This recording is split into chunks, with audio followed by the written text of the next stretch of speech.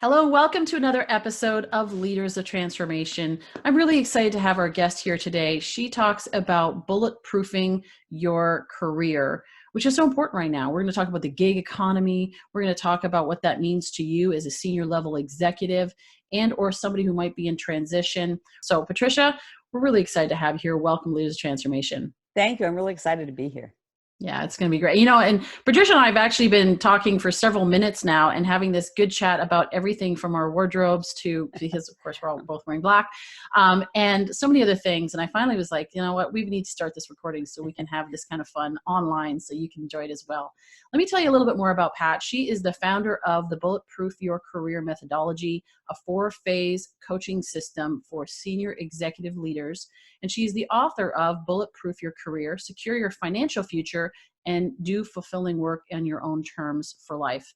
After 18 years of experience as a retained executive recruiter, she switched sides and exposes the secrets behind the hiring curtain using her methodology.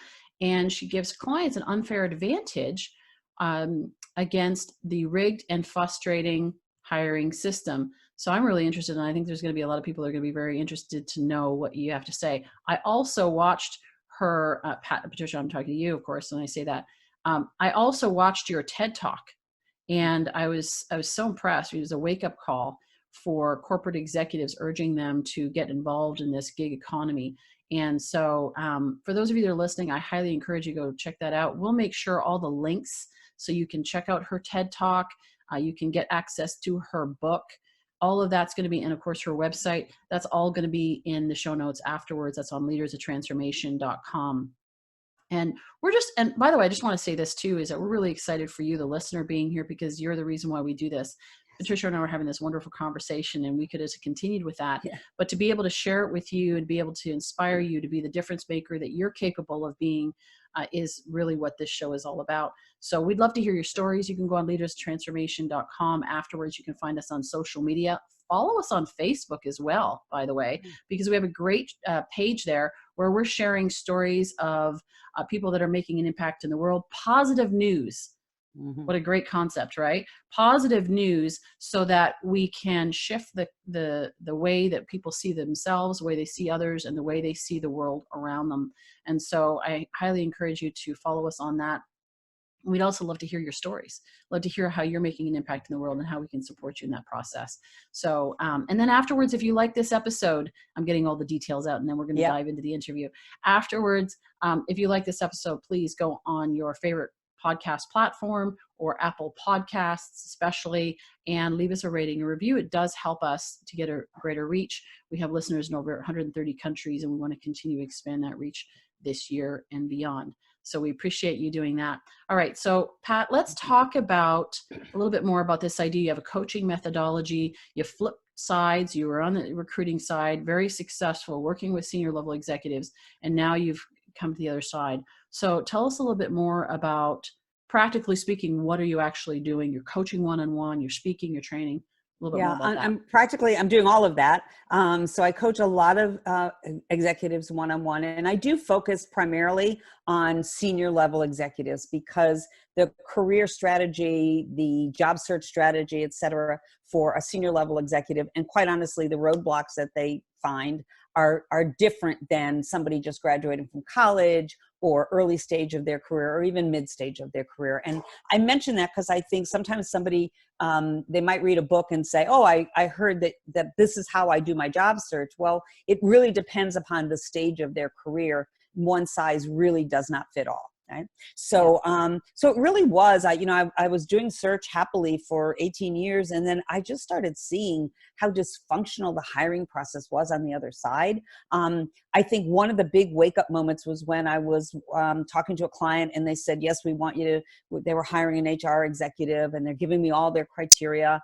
And they said, and we absolutely only want to talk to people who are currently employed. We want them working in an HR role in this industry. And I said, okay. I don't actually do that. I search for the best person. So we'll have to talk about that. But the next thing they said was, yeah, and we thought we wanted a strategic person, but, we just want somebody tactical for a while. So we're just going to need them for a couple of years, and then we'll upgrade.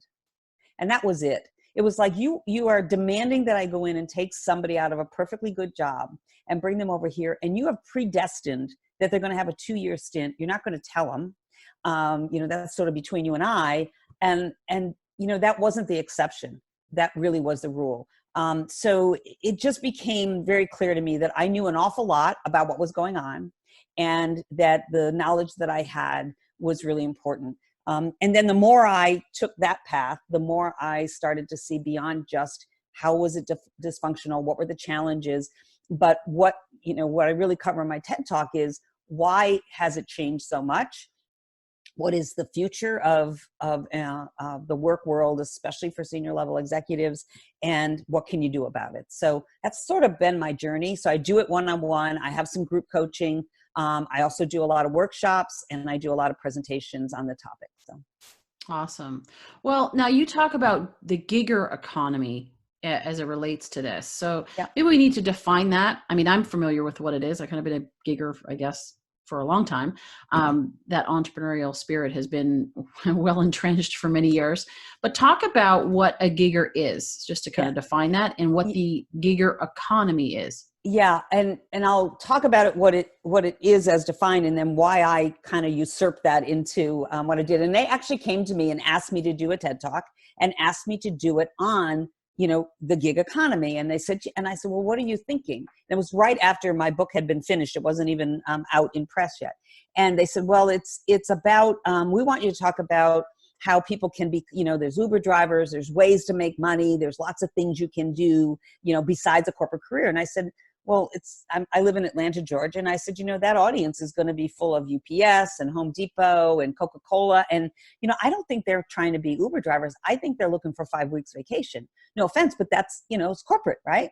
So I said, I would rather do it kind of the direction I took in my book, which is, I think everybody needs to think like a gigger. You don't need to be a gigger. You don't need to be a 1099 for the rest of your career. You can be that W-2 working in a corporation. But it was very clear to me that if you thought more like a gigger, you could be more nimble, more agile, and you would do better in your current role, but you would also be better able to find and know that you would how to find that next role, as opposed to thinking, I'm here, and as long as here was the mistake.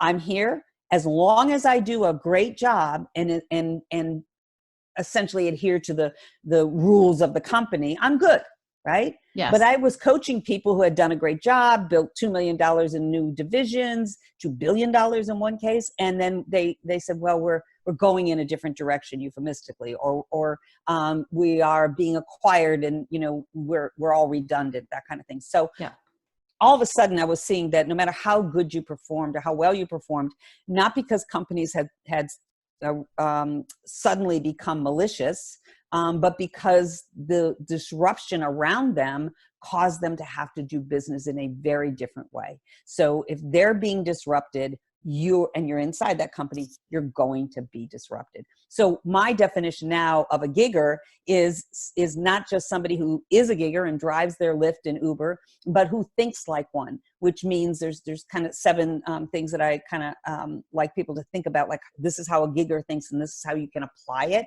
in a corporate role. But having that thought pattern and having that way of being makes you much better in corporate America and makes you much safer for yourself. And, when I say financial security, I see people who take that corporate role so they can get their matching 401, and then they get kicked to the curb. They don't have enough time to work out, their severance is gone before they land. And guess what? They're now touching their 401k at a penalty. So they didn't really earn anything. Right. So that's in a nutshell, my view, which is we're all giggers, whether we get a W-2 or a 1099. And it's just a matter of everybody thinking that way. Well, it's interesting because years ago, I've always owned my own business, or had multiple businesses. But at one point I was asked to work with these lawyers, and they asked me to work for them on a particular project as an employee because of the skills that I had. Now, the skills that I had, though, did not come from being an employee. They came from being a business owner and working with clients and managing a lot of information, a lot of large teams and so forth. Right. So I brought that to that space and was very successful with it. Number one, the reason why they asked me to be there, but also the success that I had was based on my, it's that entrepreneurial mindset that I had. And that's that gigger mindset. And it was interesting because at one point there was a lawyer that came by that I wasn't directly working with, but he could see what was going on. And he said, Nicole, I don't know what they would do without you. And I said, Tim, they would replace me like this. That's and he said, what are you talking about? That's like a really harsh way to look at it. And I said, no, I'm very clear on that. Now they may have a hard time finding that right match of people and so forth. Right. But sometimes there's this comfort, like you said. I do a good job. You know what? I'm so important. I'm so necessary. They wouldn't possibly get rid of me. Yep. And yet at the same time, that is actually what holds people and prevents people from seeing the bigger picture and creating a network. And we can maybe talk about some of those things that they do. They don't do it because they're just so comfy in their position.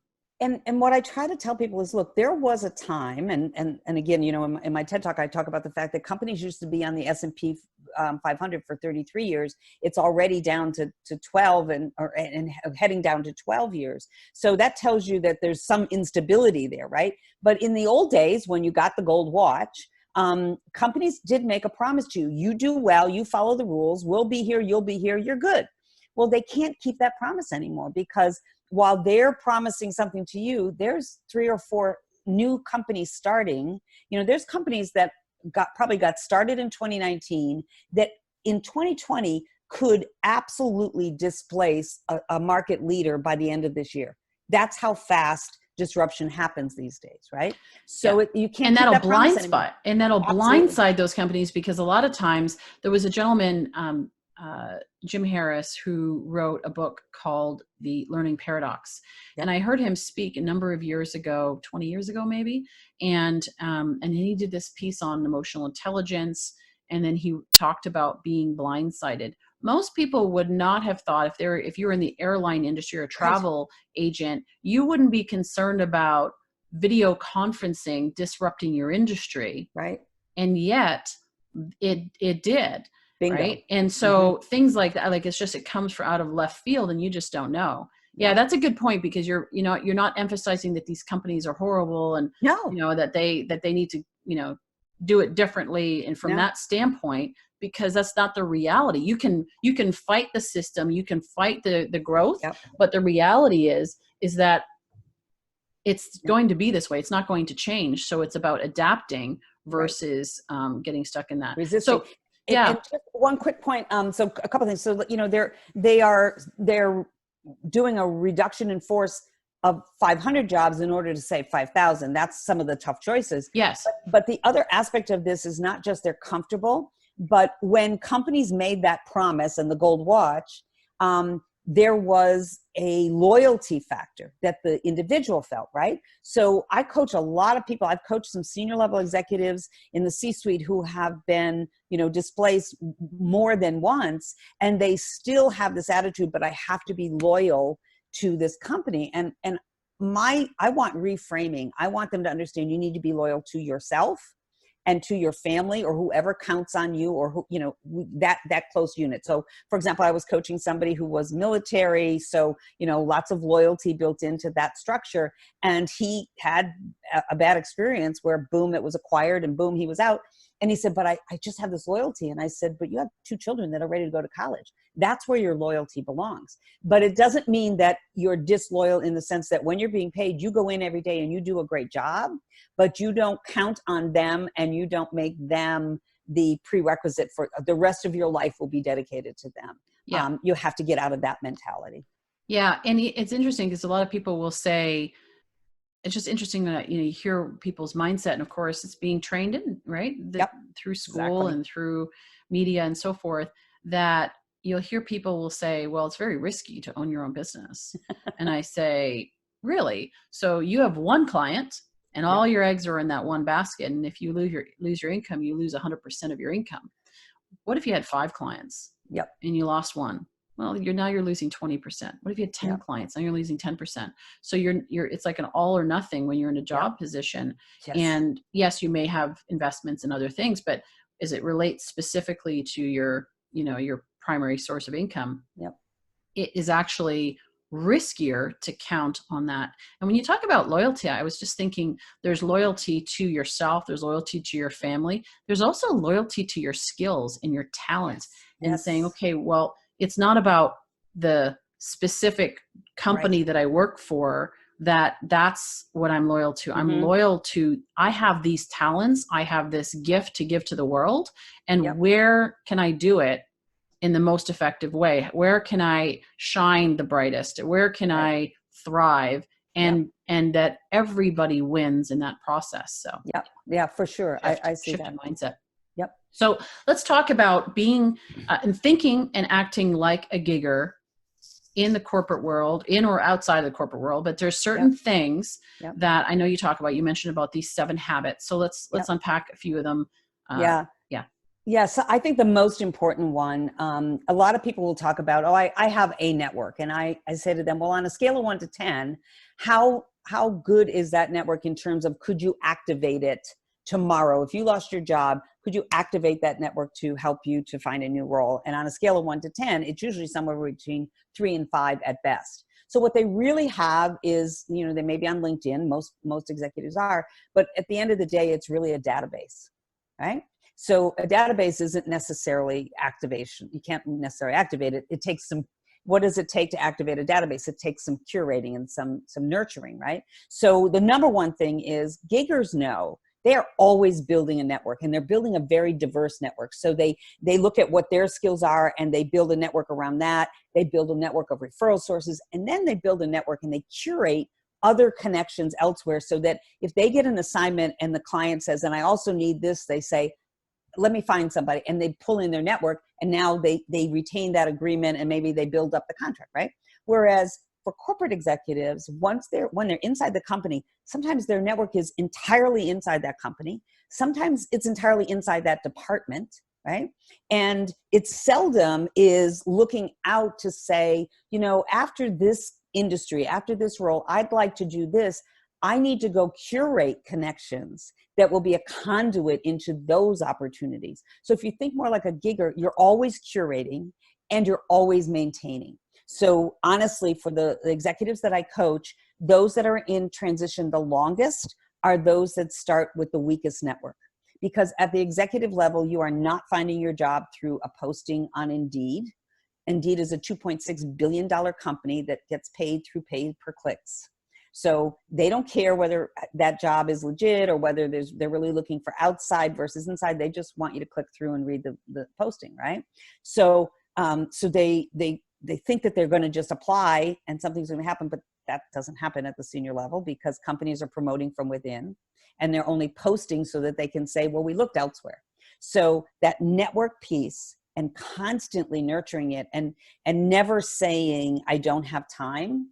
I always say, if you don't have time to do it, you're going to have plenty of time if you lose that job, because it's going to take 6 to 9 months to activate it. I say you have to think of it like a bank account, right? I can't go into Chase and make a withdrawal if I haven't made deposits, right? And the same thing is true with a network. I have to make deposits in that network in order to make withdrawals. And I have to make deposits. And there's the phenomenon that if you put a big check in, you have to wait for it to clear. You have to wait for your relationship to clear. So you have to make those deposits and let them clear before you come back to pull from that account, right? I love that. That's the number one thing, is to begin to cultivate a very broad community and think of curating it, not building it. So, okay, let's talk about LinkedIn. Mm-hmm. And I've had this experience too, where executives they're not on LinkedIn. Now they realize they need to be on it. So it's kind of like a check. I did that. I got my profile. Haven't looked at it for months. Right. And, they haven't even updated it. I know people that I've seen their profile recently, and I'm like, I know that 6 months ago you told me you didn't work there anymore.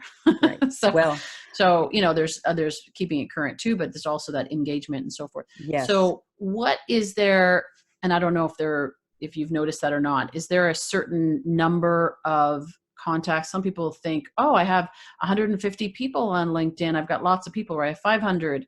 And Yep. then there's others that have 15,000. Like I have over 7,000. Sure. And, it's like, there's different numbers. There's different strategies. There's a strategy of, I'm going to add everybody and I'm going to have 10,000 people. That's not been my strategy. And so I wanted to, I can grow it, but only grow it to a certain point. So what do you recommend for your clients in terms of what's a number to start shooting for and how they go about building that network? It's more about how than the number to a certain extent, but I've been teaching LinkedIn workshops since 2005.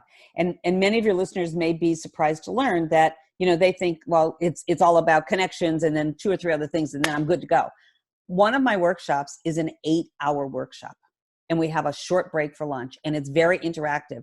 And even in those 8 hours, there are still things to teach about making LinkedIn work for you that I don't even get done in 8 hours of teaching. So it's more complex. However, when you know that there are 570 plus million people on LinkedIn, it's a matter of, well, if you only have 50 connections, you're a pretty small drop in the bucket. And LinkedIn's visibility for you is all based on your connectivity. So when you as an individual with say 500 connections connects with you with 7,000 or whatever you said you had, or me with almost 7,000, when you connect with us, we're known as connectors by LinkedIn just by the size of our network. So LinkedIn elevates you because they're a connection network. They're not a search engine optimization network like Google or any of that. So the old days, there was no magic number. I think you really do need to have at least 500 so that your profile says 500 plus, which says I'm really active, I'm doing something out here. But it's not just that it's a number, it's how you use those 500 and how you curate them, right? So it's a matter of connecting people. I teach in my workshop a lot of different ways to think about it, but it's not only people that you know. The days of I have to know you, we have to have coffee, those days are gone. But I do say that when you do connect with somebody, you need to start a conversation with them. And that conversation can be a LinkedIn note. It can be an email. I have real strategies for them. And that's part of the teaching of my clients is you connect with somebody, you immediately start a conversation, because otherwise it's not a relationship. It's just a database. And then you're looking to say, I'm interested in going from, let's say, the medical device industry to technology. I need to curate connections in the technology industry.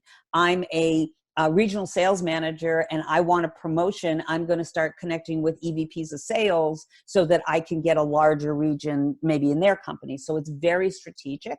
And then there's so much more to it, but the complexity is once you start to build that network, you've got to share articles and engage in activity on it.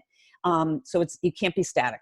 And even CEOs who say, I'm really way too busy for that. Interestingly enough, when I started teaching LinkedIn, the average CEO had about 20 connections. Today, I think the number is 900 and something. So it doesn't matter what level you're at. You should be on there. And I work with CEOs once they land to help them build a LinkedIn profile that attracts great people. So as a CEO, you're the brand of that company. As a CEO, you should be having a profile that makes people want to go to work there. So there's so much more to LinkedIn than it's a virtually free branding platform that you could do so much with. But to start with the basics, have a great profile, have your history accurate and up to date, and really curate your connections. I love it. Yeah. Yeah. And the other thing you talk about I think you alluded to it, either it was in your book or it was in the initial part of your book or was in the TED Talk, was you talked about training. Mm-hmm. The way that giggers, people that think like giggers approach training versus employee-minded people. Can you talk about that? Yeah, for sure. It's sort of if you're a gigger, it's learning and development all the time. You want to, if you're right now a gigger working in digital marketing for a company, and a lot of people outsource that because it changes often. Well, you have to know that the platform that's coming, you have to be 5 steps ahead of your client and what they're using. So giggers are just used to always, going out on the tiny branches and learning the next new thing. And learning what they think their clients might need next or what they hope they can sell in this other part of the company, right? Whereas here's what's happened for corporate. Companies offer learning and development and they say, well, it's free. Well, it's nice that they offer it. I think it's great, but they're offering learning and development that's going to add value to them, not necessarily adding value to you. So one of the examples I use in the TED Talk is, if you were working for Toys R Us, your learning and development was teaching you, in essence, how to put boxes of toys on shelves. But the problem was people weren't going to Toys R Us to buy boxes off the shelf. The whole industry had changed, right? So everything that you were learning, you weren't getting more instruction on e-commerce. You weren't learning the things that you needed to. You were learning just enough to stay on this ship that then sank, right? So my thing is, you need to think like a gig grinder. You need to put your own budget aside for your training and development and say, regardless of what they offer, I'll take advantage here. But if, especially people say, well, I really want to change, I want to do this. It's like, you've got to invest in that. You've got to pay your own way to a conference in that industry or a conference on that topic. It doesn't matter that they're not going to pay your hotel. You get used to that. It's like, you have your own budget and it will pay off in spades because, I don't know, let's say it's $5,000 that you invest in that. You take your annual salary, you put yourself in transition, that $5,000 is eaten up in the first month of you're not getting any income. So I'd rather have you pay it while you're working and be saying, I want to learn this, I'm going to learn this, and make it a self-directed learning. And there's sites like Udemy and Lynda and LinkedIn Learning. There's so many inexpensive things that you can do, plus conferences and workshops, et cetera. So I think that, but what it is corporate just got used to, we have a training budget and I get my annual training and learning and development, but that's only serving one Lord, and that's the company that you're working for. Do you have a suggestion in terms of the percentage for their budget? Like how much should they be putting aside for that? We're talking about a C-suite executive. Yeah, I think, I certainly think, just to pick a percentage, I wouldn't say anything more than 10%, honestly. And I think the more volatile your industry, the more you want to invest, right? So if I'm a retail executive, after everything that has happened in the last many years around retail, and if my business was putting shops in malls, and all of a sudden I realized there's ghost towns out there. So if you're in a really volatile industry, and if you're in a really rapidly changing industry, equally so, you want to invest more in learning and development, because AI and business intelligence and everything that's happening with data, you've got to stay 2 steps ahead of that, right? So I think everybody has certain finite resources, but you have to really, and you have to start somewhere, right? So if you haven't invested anything, then take half of 1 month and put that into it and make it in little baby steps. Because I know people have plenty of other responsibilities. Usually when I'm talking to the C-suite, because they've got kids in college, et cetera. And you're supporting their education. You have to support your own, right? So I think it is obviously, like anything spending money, it's individual, but it's the more volatile the industry, the more you want to spend, or the more fast changing it is, the more you want to spend.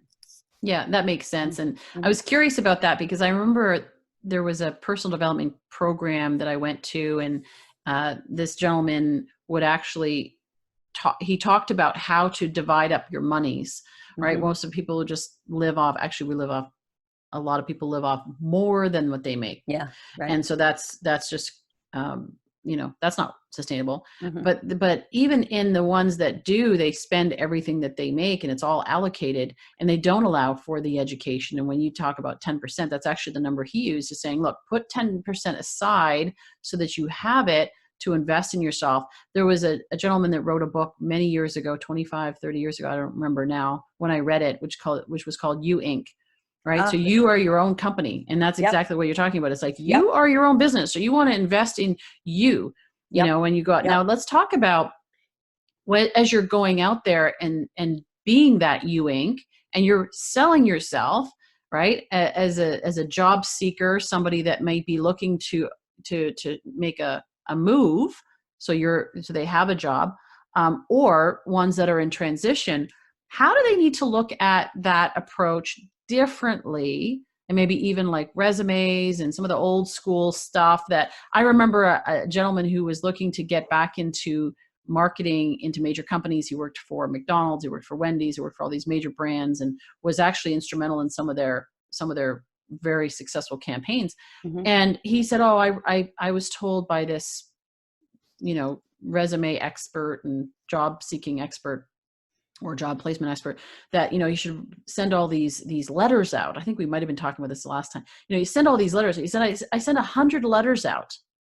and I got no responses. I said, let me ask you, if you're the VP of marketing and you're who actually reads your mail, right? Because he was mailing these. Like, who reads your mail? And would you have actually seen those letters? No. Well, then why are you sending them? Yep. Like, you've got to go and sit in the seat and think like the person that you're trying to reach out to. So can you talk a little bit about what works now? Yeah, I think my two favorite chapters in my book to write was the chapter on mindset, which I, in the very beginning, say, don't skip this because I know you're all going to, but this is what impacts you the most when you're in transition. And then the chapter on networking. And I can provide you with a link just to that chapter for your listeners if they want to go grab that. I'd be happy to do that because I'm so passionate about that, and that's part of the movement. And that really is the movement. So you can send out 100 letters and, you may get one response. But if you have a network that's curated, my approach from my executives is, sending out, you're targeting companies and you're saying that company is at a stage where I can add value. I would like to work for that company. I'm going to find people in that company. I'm going to find people who know the board members of that company if I'm a CEO, and I'm going to sort of have a campaign, but it's a very targeted campaign. It's not spraying letters, right? Those days are gone. I wish that I could say that the days of resumes are over, because I think they are used. It's like anything else. Everybody needs to realize when you're interviewing for a job, they're looking for a reason not to hire you. They're not talking to you to find a reason to hire you, right? So they're looking for a reason to disqualify you because risk aversion is their top priority. So a resume is just a way to pick something apart and say, oh, doesn't have what I need, boom. It hasn't had a conversation with that person, but that's the decision. So unfortunately, resumes are still required. There are some more contemporary ways of doing them, so that you have, skill sets highlighted and you really focus on accomplishments and you provide context for, I was, hired to turn around underperforming manufacturing facilities in 5 countries at a time when blah, blah, blah, and resources were strangled. And then you show your accomplishments and they go, wow. So that's how a resume tells a story, right? So that's all necessary. But, when you're when you're looking for a job full-time, you're unemployed, you're looking for full-time, your first thing is building and activating your network, building a target list of companies and finding your way into those companies. And then I have strategies for how specifically you find the right recruiters and connect with them. That's an element of it. The thing to realize is the time when you are most attractive and employable is when you're already employed.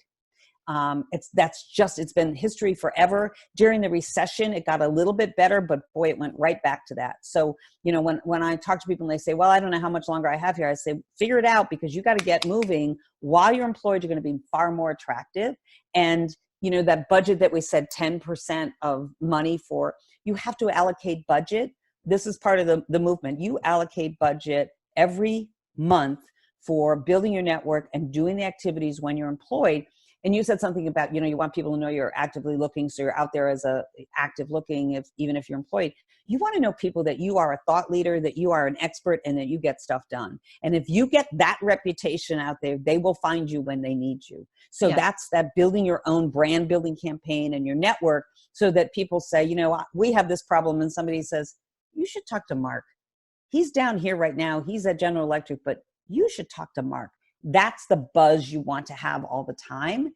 And if you're doing that ahead of time, so every time you're, if you are not employed, your attractiveness goes down, because just so people know, it's because companies are so risk averse that, I actually had a client and I presented a candidate when I was in recruiting, and the company that they were with was closed. I mean, there was locks on the door. The company was shut down and they were no longer there. And they had not been in CEO world. They was, I think, VP of marketing and they said, well, there must have been something there. That why would he not still be at the company? And I said, do you want me to send you pictures of the locked door? Why would somebody be in a company that isn't, in existence anymore? Right. Yeah. But it's that fear that makes them say, well, there must have been, I'm missing something. Yeah. And if he was VP of marketing, then how come he didn't help them to survive and all of that? Never mind dialogue. Yes. Yeah. Exactly what goes on. Mm-hmm. Yeah. Let's talk about the movement. Mm-hmm. Now, how are you translating this Yeah. into a movement. So there are other people out there that are teaching about how to get jobs Yeah. and, you know, that kind of thing. But you're taking it to that next level and saying, I have a vision for Yeah. this to, you know, what does that look like for you to I make think that every transition? movement, sorry to interrupt, but I think every movement starts small, starts a little at a time, right? So, and I have been building up when, you know, came out with the book, did the TED Talk, and now I've got some critical mass. And one of the things I do every single Thursday evening at 7:45 p.m., so a few hours from tonight, I do a complimentary Zoom call. And how have I built that? Well, let me explain. I had 3 people on my first call. I had 4 people, and then I had 7, and then I had 4 again, and then I went up to 12, right? And now tonight will be 76 weeks later. I have over 140 to 150 people every week on that call.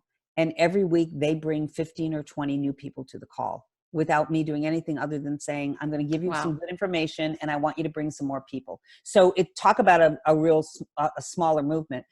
But every time I hear somebody come to me and say, I never saw it coming, and my answer always is, you really just weren't looking. It was coming.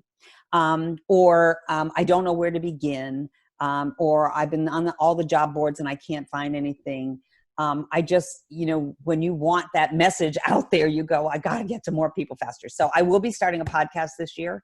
So that will be one thing that I hope will help expand, because this is certainly, as you know, a great place. But honestly, my grassroots was starting that Zoom call and getting those 3 people, you know, to grow to now 150 or so. And there's about 800 on my list. So I'm really, and what I'm trying to get people to do is spread the word that here's what happens. I lost my job. I looked for a job. Oh, I got really good at networking. Yep. I learned all the things that I was told to do. I read Pat's book and I did it all. And then I land and I shut it all down. And I want that not to happen again. I want the movement is you're always looking. You're not always changing, but you're always open and you're always presenting yourself and doing the things, curating your network, in growing yourself, et cetera, so that you're always ready to be ready. I love it. And even just the way that you're building, I mean, that's some good growth in a short Right. period of time. Right. That's an indication that people want to hear about this. Yeah. And there's a need for what you have. And then you can create arenas for them to be able to experience you for free. And then, you know, they can hire you or they can get your book, maybe as a next step and so forth. So that's brilliant. One other thing that I wanted to talk about just before we finish up, and because I know you talk about it from that, and we've largely focused on this as the person in the position. Mm-hmm. As a leader supporting your people, how do you teach leaders, senior leaders, how to help their people to not get blindsided? Yeah, it's funny. One of my best clients, she has a very large team for a very large Fortune 10 company. And the year that I came out with my book, she bought a copy. I came out in October and she bought a copy for every one of her employees and told them that if they wanted to buy any copies for their team, she would let them expense that was inexpensible. And she basically said, I don't want you to be blindsided. There are things going to happen that I don't even know. I was hired by a company here in Atlanta who has been acquired by one big company, and then that big company has been acquired. And this was sort of a homegrown Atlanta company. And they hired me to go in and give a 30-minute version of my TED Talk to teach their people how to be giggers, because they said, you know what? You teach them in there to curate a network inside the company. And there's people here who will be let go because they haven't established relationships with the people in New York who just bought us, but there's jobs up there for them and they're not even looking, right? So there's the need to constantly be, I talk about being ready to be ready, but to have folks, when you're a leader, saying, when I teach somebody to do what giggers do, it doesn't make them a dangerous employee or a risk of flight. It makes them a better employee. Because my client who did it said, my people know that I'm out for their best interest. I'm not encouraging them to go someplace else, but I'm encouraging them to train themselves, to learn the things they need to learn. And if they find that they need to go someplace else to get what they need next, I'm going to support them in that.